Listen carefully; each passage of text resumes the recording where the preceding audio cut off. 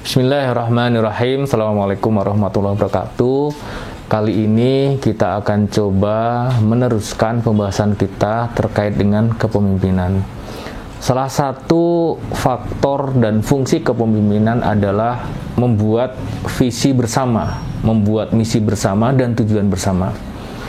Misalnya kita ingin menjadikan organisasi kita sebagai lembaga dakwah yang profesional, transparan, dan akuntabel, maka itu menjadi sebuah visi bersama. Dan yang penting adalah ini menjadi kepemilikan terhadap anggota komunitas kita, anggota organisasi kita.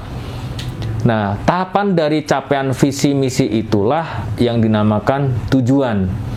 Nah, biasanya saat kita menentukan tujuan, itu ada rumus sederhana namanya SMART. S-M-A-R-T. Kita pakai rumus SMART ini. Nah, SMART ini pertama kali dikenalkan oleh George T. Doran pada tahun 1981 yang dimuat dalam makalah berjudul There is a Smart Way to Write Management Goals and Objective.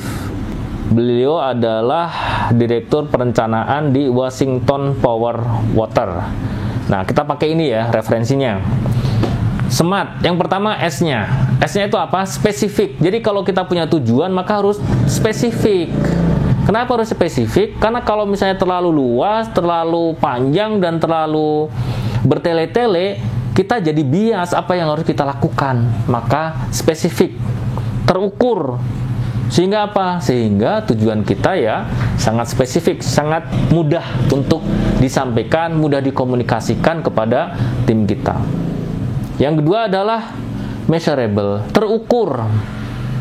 Jadi kalau misalnya tadi tuh kita ingin menjadi lembaga dakwah, kita ingin menjadikan lembaga dakwah itu yang profesional, transparan, akuntabel, maka harus terukur, measurable. Kapan?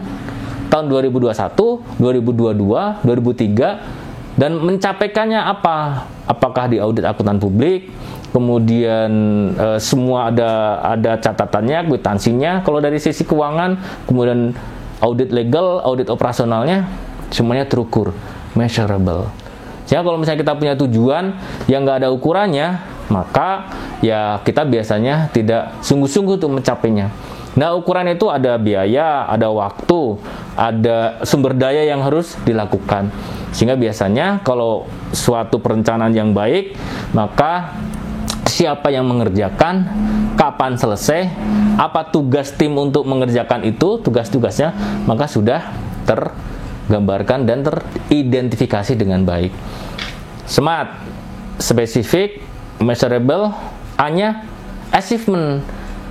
Achievement ini mudah dicapai ataupun bisa dicapai. Jadi bukan ngawang-ngawang, bukan tujuan yang nggak bisa dicapai. Harus kita punya tujuan itu bisa terlaksana, bisa dicapai, begitu ya. Dan tidak sebatas slogan saja. Kalau slogan saja, biasanya sebuah tujuan tuh nggak akan tercapai. Spesifik, measurable, achievement. R-nya adalah realistik. Realistis. Jadi bukan sebuah impian yang memang tidak bisa dilakukan, tidak bisa dikerjakan. Harus realistis. Dengan kondisi yang kita sekarang ada, kita hanya punya anggaran misalnya 1 juta, tapi ingin kita ke Sumatera ataupun ke Kalimantan, ya nggak tercapai. Kenapa? Biaya perjalanannya udah lebih dari 1 juta.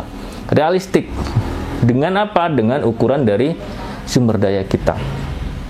Nah, yang terakhir adalah T-nya adalah time base. Ada waktu yang ditetapkan, apakah 2021, 2022, atau 2003.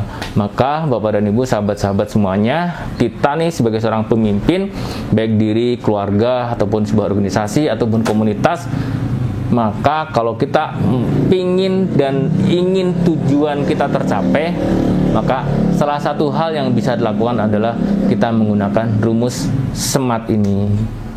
Baik, semoga itu ada manfaatnya. Terima kasih. Assalamualaikum warahmatullahi wabarakatuh.